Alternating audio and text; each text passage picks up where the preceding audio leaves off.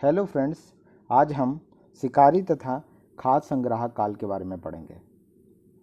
यह काल शिकारी तथा खाद्य संग्रहण करने वाले मनुष्यों से संबंधित है। इसमें सबसे पहले हम पढ़ेंगे कि जो आरंभिक मानव है यही शिकारी है और यही खाद्य संग्राहक है। यह आरंभिक मानव ही शिकारी है और यही मानव खाद्य संग्राहक भी है। तो सबसे पहले आरंभिक मानव इधर उधर क्यों घूमते थे? आखिर वजह क्या थी कि जो आरंभिक मानव है इधर उधर घूमते थे? उसका कारण यही था क्योंकि उन्हें शिकार करना पड़ता था। शिकार करने के लिए एक जगह से दूसरी जगह जाना पड़ता था, खाद्य का संग्रहण करना पड़ता था। तो ये भी एक कारण है जिसकी वजह से उन्हें एक जगह से दूसरी जगह यात्रा करनी पड़ती थी। लेकिन ये जो शिकार करना है और खाद्य का जो संग्रहण करना है ये आसान कार्य नहीं था। इसके पीछे बहुत मेहनत लगती थी। और देखिए मेहनत भी किस तरह से। शिकार करने के लिए उन्हें ये देखना पड़ता था कि जिसका शिकार करने जा रहे हैं क्या वो इसका शिकार कर पाएंगे या नहीं। कभी ऐसा तो नहीं हो सकता ना कि आरंभिक मानव जो हैं शेर का शिकार करने चले जाएं, हाथी का शिकार करने जाएं, तो ऐसा संभव नहीं है। तो वो ऐसे जानवर का शिकार करते हैं जिसका वो शिकार कर सकें।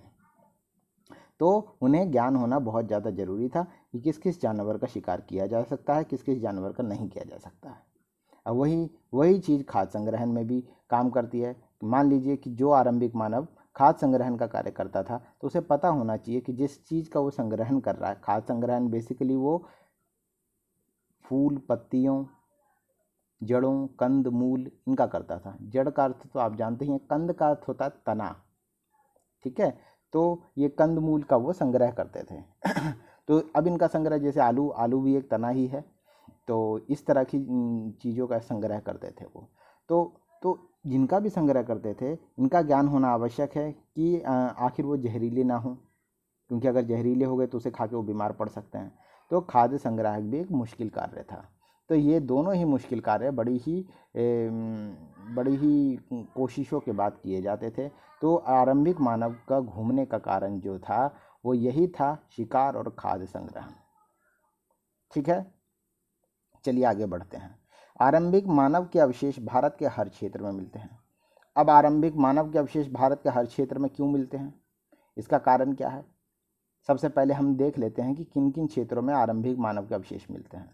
पूर्व उत्तर भारत में जाएं तो दाऊजली हेडिंग, मध्य भारत में जाएं तो भीमबेटका, मध्य भारत का मैदानी भाग में जाएं तो महागढ़ा, कोल्डी हबा।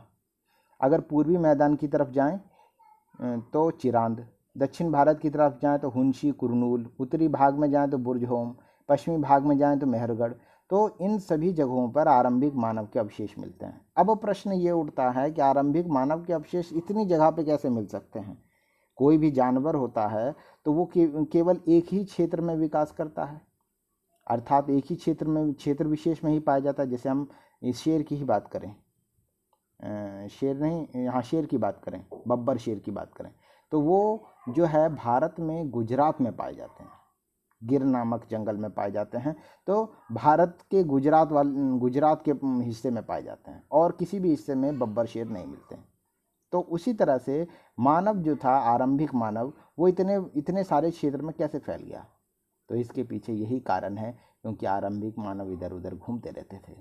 तो लेकिन घूमते रहने का कारण शिकार और जो खाद्य संग्रहण था वो कारण इतना बड़ा कारण नहीं था कि मनुष्य को इतनी दूर दूर तक लेके चला जाए। तो इतनी दूर दूर तक ले जाने के लिए जो कारण है वो अलग कारण है।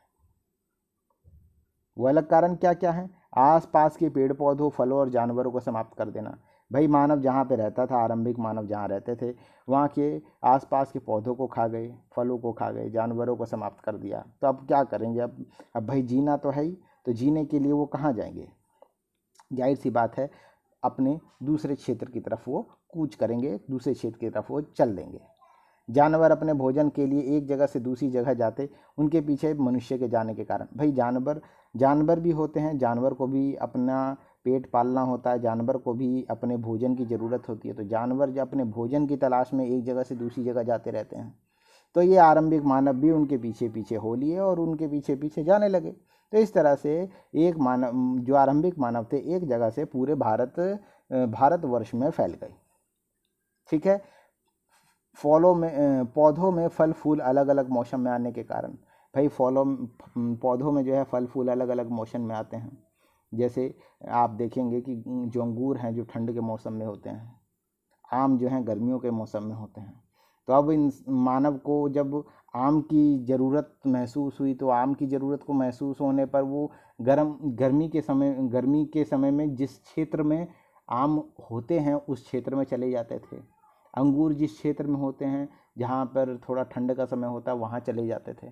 तो इस तरह से वो यात्राएं करते रहते थे और ये यात्राएं ही पूरे भारतवर्ष में उनके फैलने का कारण था। आज तो मानव लगभग हर हिस्से में, चाहे भारत के किसी भी हिस्से में चले जाइए, हर हिस्से में मानव मिल ही जाएंगे आपको। कोई भी हिस्सा ऐसा नहीं है जो मानव से अछूता है। तो इस तरह से धीरे धीरे मानव हर जगह फैलने लगे। नदियों झीलों का पानी सूख जाने के कारण, भाई नदी और झील का पानी अगर सूख जाएगा तब भी ये भी एक कारण हो सकता है जो मानव को एक जगह से दूसरी जगह की यात्रा कराने के लिए विवश कर दे। फिर एक नाते रिश्तेदारों से मिलने के लिए भी उन्हें अब यात्राएं करनी पड़ती थी। भाई अब मानव है, आरंभिक मानव है, बेशक आदि मानव है, तो उनके रिश्तेदार नहीं होते होंगे, बिल्कुल रिश्तेदार होते होंगे। उनकी पत्नियां होती होंगी, उनके बच्चे होते होंगे, उनके ससुर होते होंगे। तो इस तरह से उनके काफ़ी सारे रिश्तेदार होते होंगे। उन रिश्तेदारों से उन्हें मिलना वगैरह होता रहता होगा। इसी सिलसिले में उन्हें यात्राएं भी करनी पड़ती होंगी। और यही कारण है कि आज जो हमारे देश में सब जगह मानव मिलते हैं, तो वो यही कारण है कि इसकी शुरुआत उस समय से ही शुरू हो गई थी जिस समय आरंभिक मानव थे। उन्होंने फैलना शुरू कर दिया, एक जगह से दूसरी जगह तक फैलना शुरू कर दिया। अब देखिए पूरे भारतवर्ष में वो आसानी से उपलब्ध है। चलिए आगे बढ़ते हैं। आगे हम हथियार पे आते हैं। अब हथियार क्या चीज़ है भाई? अब आरंभिक मानव है, यात्राएं कर रहे हैं, शिकार कर रहे हैं, खाद्य का संग्रहण कर रहे हैं, तो हथियार का क्या काम है? हथियार का यहाँ पे यही काम है कि शिकार, जैसे अगर खरगोश का शिकार कर रहे हैं तो बिना हथियार के काम चल जाएगा। शिकार को हम खरगोश को हम पकड़ सकते हैं, पकड़ के उसे पटक कर मार सकते हैं। भाई खरगोश तो काफ़ी बड़ी चीज़ हो गई। आप चूहा ले लीजिए, चूहे का शिकार करना है तो चूहे के लिए क्या करना है? चूहे के पास भागते रहो, कूद जाओ उसके ऊपर, पैर से उसको पटक दो, तो वो इस तरह से मर जाता है चूहा और आराम से हम चूहे का शिकार कर लेते हैं। लेकिन अगर थोड़े से बड़े जानवर का शिकार करना हो, जैसे बकरी का शिकार करना हो, तो फिर शिकार के लिए फिर हमें हथियार की ज़रूरत पड़ती है। बकरे को मारने के लिए हमें बड़े से पत्थर की ज़रूरत पड़ती है। ऐसा कोई हथियार हो, जैसे भाला टाइप का कोई हथियार हो, जिससे हम बकरे को घायल कर दें। घायल करने के बाद फिर उसे हम मार दें, तभी वो मर सकता है, ऐसे मरेगा नहीं। तो बड़े जानवरों के लिए हमें हथियार की ज़रूरत पड़ती है। अब हथियार में भी क्या क्या थे? भाले थे, बाण थे, कुल्हाड़ी थी, ये सब हथियार थे जिनका इस्तेमाल वो शिकार करने के लिए करते थे। अब औजार का क्या काम है भाई? औजार का काम यह है कि औजार भी उस समय बहुत महत्वपूर्ण थे। जैसे कि फल, हड्डियाँ और मांस काटने के लिए, फल और हड्डियों को काटना पड़ता था, मांस काटना पड़ता, हड्डियों से हथियार भी बनाए जाते थे, तो उन्हें काटने के लिए औजारों की ज़रूरत पड़ती थी।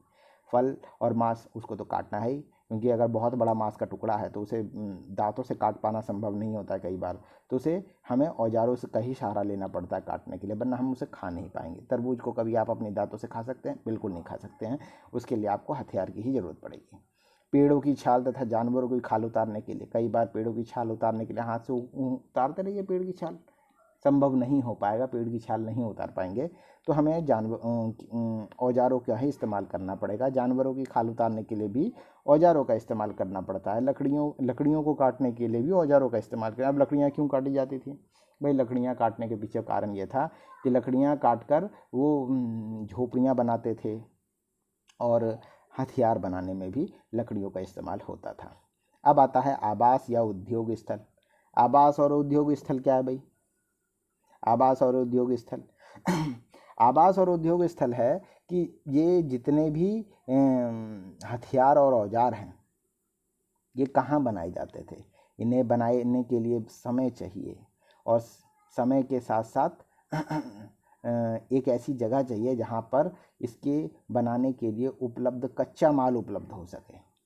तो ऐसी कौन सी जगह हो सकती है? ऐसी जगह केवल पर्वत ही हो सकते हैं, क्योंकि पर्वतों पे हमें पत्थर आसानी से मिल जाते हैं और पत्थर से बड़े आराम से हम औजार बना सकते हैं, हथियार बना सकते हैं। ठीक है ना? तो ये जो आवास स्थल हैं तो ये आप देखेंगे भी कि भीमबेटका जैसी, कुरनूल और कोल्डी हवा जैसी जो जगह हैं ये ज़्यादातर पर्वतीय इलाकों के ही किनारे हैं। तो हमें आरंभिक मानव के जो अवशेष हैं पर्वतीय भाग में ही मिलते हैं।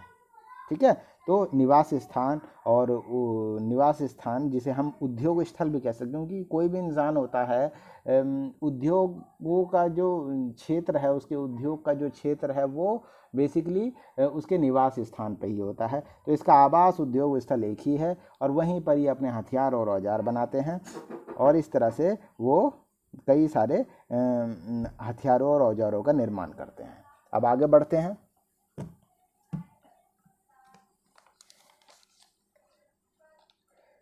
औजार बनाने के तरीके। औजार बनाने के तरीकों में ये किसका इस्तेमाल करते हैं? इनके पास मुख्यतः दो तकनीकें हैं। दो तकनीक का इस्तेमाल करते हैं। दो तकनीक से किसी भी तरह के औजार को बना सकते हैं। उस समय मौजूद जितने औजार हैं उन औजारों की बात कर रहा हूँ। तो उनमें से कौन सा एक तरीका? एक शल्क निकालने की तकनीक है। शल्क निकालने की तकनीक जो होती है उसमें एक पत्थर को ले लीजिए, जैसे कि एक आपने कभी डंडी छीली हुई या पेंसिल छीला होगा, तो जिस तरह से पेंसिल को छीला जाता है तो वो छीलने का जो तरीका है वही शल्क निकालने का तरीका। इसी तरह से पत्थर से छोटे छोटे शल्क निकाल के उसे नुकीला पैना बनाया जाता था, धारदार बनाया जाता था। अब आता है दूसरा तकनीक, कौन सी? दबाव शल्क तकनीक। दबाव शल्क तकनीक क्या होती है? दबाव शल्क तकनीक में जैसे कि आपने कभी लकड़ी को छीलने के लिए छेनी का इस्तेमाल किया होगा, तो छेनी को रखकर और हथौड़े से चोट मारकर उससे शल्क निकाले जाते हैं। तो ये दबाव शल्क तकनीक है। तो इन दो तकनीक से कोई भी जितने भी आरंभिक मानव थे औजारों को बनाते थे। अब आगे चलते हैं। आगे आता है आग। आगे आता है आग। अब आग क्या चीज़ थी भाई? इस समय के जो आरंभिक जो मानव थे वो आग का इस्तेमाल भोजन पकाने में, अपने आप को सुरक्षित रखने में, गर्माहट जैसे ठंड का समय है तो अपने शरीर को गर्म रखने के लिए भी है वो आग का इस्तेमाल करते थे, यानी आग को वो नियंत्रित कर सकते थे। तो यही कारण है, तो चाहे वो जिसका भी संग्रह कर रहे हैं, चाहे जिसका भी शिकार कर रहे हैं, तो उसे पकाकर खाना सीख गए थे। तो आपने कभी देखा होगा कि आलू को आग में डाल दीजिए, डालने के बाद आग जलती रहती है, फिर उस आग जलते रहने के दौरान आलू आग में पक जाता है। आलू को निकालिए और खाइए। तो आलू एक तरह से क्या, कंदमूल ही तो है। तो इस तरह से वो बहुत सारे कंदमूलों को पकाकर खाना सीख गया था। ठीक है, आगे बढ़ते हैं। बदलती जलवायु, तापमान, बदलती जलवायु, हाँ बदलती जलवायु। अब इस समय क्या हुआ था? आरंभिक मानव के समय में जलवायु में परिवर्तन आ रहा था, अर्थात तापमान में बढ़ोतरी हो रही थी। अब तापमान में बढ़ोतरी होगा तो फिर हमारी जो वनस्पति है, जो हमारी प्राकृतिक संपदा है, वो बदलने लगेगी। नए नए तरह के जानवरों में परिवर्तन होने लगेगा, नए नए जानवरों की उत्पत्ति होने लगेगी। और वो तो खैर वो तो अलग बात है। जानवरों में उत्पत्ति, सबसे पहली उत्पत्ति सबसे बड़ा परिवर्तन तो हमें पौधों में मिलता है। पौधों में क्या परिवर्तन मिलता है कि पहले जो पौधे होते थे वो अनाज वाले पौधे कम होते थे। अब तापमान बढ़ने से जिनमें अनाज आते हैं उस तरह के पौधों की उत्पत्ति होने लगी और वो उगने लगे। अब उनके पास मोटे अनाज के दाने, पतले अनाज के दाने, बारीक अनाज के दाने, ये इस तरह के अनाज के दाने उनके पास उपलब्ध होने लगे। मोटे अनाज के दानों में आप जानते हैं जिसमें मकई, हो सकता है इस समय तक मकई का इस्तेमाल करना ना जाना हो मनुष्य ने, लेकिन गेहूं का इस्तेमाल करना वो सीख गया था। और गेहूं का, जौ का, बाजरे का, इन सब का इस्तेमाल करना सीख गया था। इन्हें भोज्य पदार्थ के तौर पे इस्तेमाल करने लगा था। तो अब आता है, आगे बढ़ते हैं, अब आता है चित्रकला का विकास। इस काल में चित्रकला का विकास बहुत ही अच्छे तरीके से हो गया था। इस चित्रकला में वो जो इस्तेमाल करता था रेखाओं का, सीधी रेखाओं का इस्तेमाल करता था और कर्व रेखाओं का इस्तेमाल करता था। भाई चित्रकला जो विकास था, कागज़ तो थे नहीं उनके पास, तो वो पत्थरों पर गुफाओं में रहते थे और गुफाओं में ही वो चित्रकला के नमूने पेश करते थे, क्योंकि उनके पास काफ़ी सारा समय बचता था। भाई जीवन का उद्देश्य ही क्या है? खाना खाना, सोना और उसके बाद बाकी का समय व्यतीत करना। तो भोजन से जब पेट भर गया तो पेट भरने के बाद सो भी लिया, तो अब इंसान करे क्या? तो इस खाली समय में वो कुछ क्रिएटिव कार्य करता है, शिल्पकला का कार्य करता है, तो उसमें चित्रकारिता को कर रहा था वो। तो चित्रकारिता करे कैसे, सुंदर चित्र कैसे बनाए, तो इसमें वो सीधी रेखाओं का इस्तेमाल करता था, कर्व रेखाओं का इस्तेमाल करता था, और त्रिभुज, आयत, वर्ग का इस्तेमाल करता था, और वृत्त का इस्तेमाल करता था। इन सभी के इस्तेमाल से वो कई सारे चित्र बनाता था। देखिए ड्राइंग तो मेरी बहुत अच्छी नहीं है, लेकिन फिर भी मैंने कोशिश की है। 2 त्रिभुज को बनाया है और 1 सर्कल को बनाया है, 1 वृत्त को बनाया है, उसके पीछे एक छोटा सा वृत्त बना दिया था, और पैर को बनाने के लिए थोड़ा सीधी रेखा और कर्व कर दिया उसे। तो ज़्यादा अच्छा तो बन नहीं पाया तो देख लीजिए कि कितनी आसानी से हम इस तरह के चित्र बना सकते हैं। एक चित्रकार इससे भी बहुत अच्छा चित्र बना सकता है, लेकिन उसे समझ होनी चाहिए कि हम ज्यामितीय रेखाओं का, ज्यामितीय आकृतियों का इस्तेमाल करके ही किसी भी चित्र को बनाते हैं। ठीक है, तो आज हम तो इस तरह से आरंभिक मानव का समस्त जीवन का हमने चित्रण कर दिया। आरंभिक मानव क्यों घूमते थे, आरंभिक मानव किस तरह से जीवन जीते थे, हथियारों का इस्तेमाल करते थे, औजारों का इस्तेमाल करते थे, उनका जो रहने का स्थान था वो उद्योग स्थल कहलाता था, औजार बनाने के लिए किन तकनीकों का इस्तेमाल करते थे, आग का इस्तेमाल क्यों करते थे, बदलती जलवायु थी जो बदल रही थी उसका क्या प्रभाव पड़ा, और चित्रकला लास्ट में आपने देखा। चलिए, धन्यवाद।